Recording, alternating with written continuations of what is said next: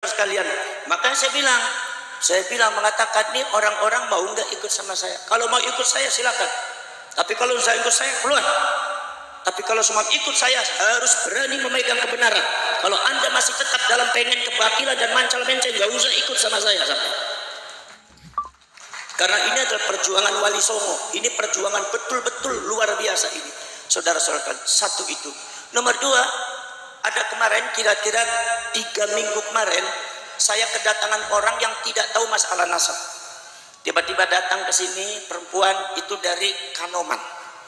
Dia datang ke sini karena sudah 3 kali mimpi bertemu dengan Syarif Hidayatullah, suruh datang ke sini ke saya.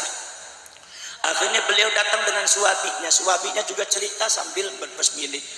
Ini Gus, ada apaan sih Gus? Nggak ada apa-apa. Saya bilang, gimana sih? Ini kok Sunan Gunung Jati Syarif Hidayatullah itu mimpi nemuin saya 3 kali Gus. Jadi saya takut, makanya saya itu mencari rumahnya sampean di sini.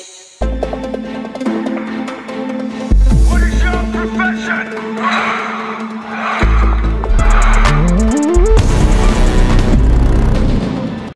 Begitu ada masalah kasus pemalsuan makam, masalah Ba'alib mencuat. Kemudian ada para ulama, para kiai merapat kepada saya, ingin saya ada di depan. Saya baru paham, oh ini maksudnya Mbak Abbas ini. Dulu beliau itu memimpin Laskar Hizbullah, tapi karena beliau sudah tidak ada, sudah menghadap di hadirat Allah, ini mungkin beliau menginginkan cucunya untuk memimpin Laskar Sabilillah di Indonesia. Maka akhirnya saya terima. Saya pijakannya kuat.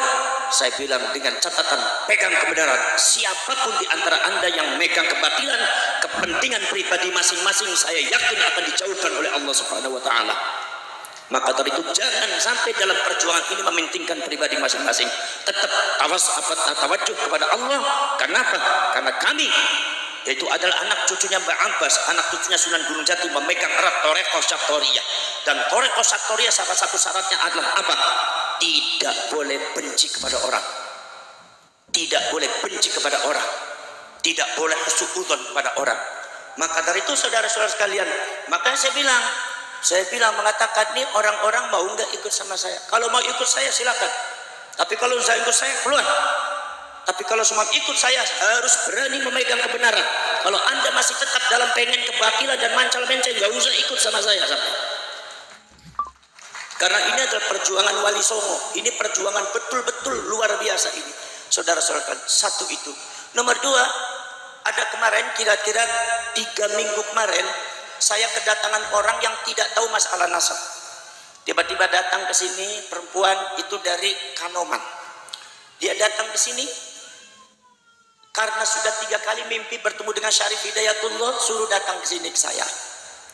Akhirnya beliau datang dengan suaminya. Suaminya juga cerita sambil berbesmili. Ini Gus, ada apaan sih Gus? Nggak ada apa-apa. Saya bilang, gimana sih? Ini kok Sunan Gunung Jati Syarif Hidayatullah itu mimpi nemuin saya 3 kali Gus. Jadi saya takut, makanya saya itu mencari rumahnya sampean di sini. Saya kan tahu namanya aja, panjenengan kan sampean, walaupun masih saudara di Kanoman. Akhirnya beliau datang ke dia sambil bicara, sambil bibirnya bergetar. Gus, Syarif Hidayatullah itu memanggil sampean. Tolong nok, kalau orang Cirebon kalau panggil perempuan nok ya, neng lek. Nok, tolong segera sampaikan sama Abbas dibuntut segera. Itu nasabnya ulama cepat diberesin karena ada yang rusak. Cepat diberesin itu karena ada yang rusak. Itu 3 kali mimpinya seperti itu. Demi Allah, demi Rasulullah Gus, saya berani sumpah Quran. Itu ada apa Gus? Saya bilang udah nggak ada apa-apa, biasalah perjuangan Wali Songo. Nanti saya benarilah asapnya, barangkali itu. Nah, isyarat dari kedua itu adalah sebagai pijakan saya. Oh, berarti saya ini harus tetap berada di Laskar Sabilillah. Berarti saya harus membawa panjenengan semua untuk ke jalan ke perjuangan yang sangat mulia ini. Kira-kira saya minta kepada kalian, apa siap apa tidak? Siap apa tidak? Siap apa tidak? Dulu ada Laskar Hizbullah.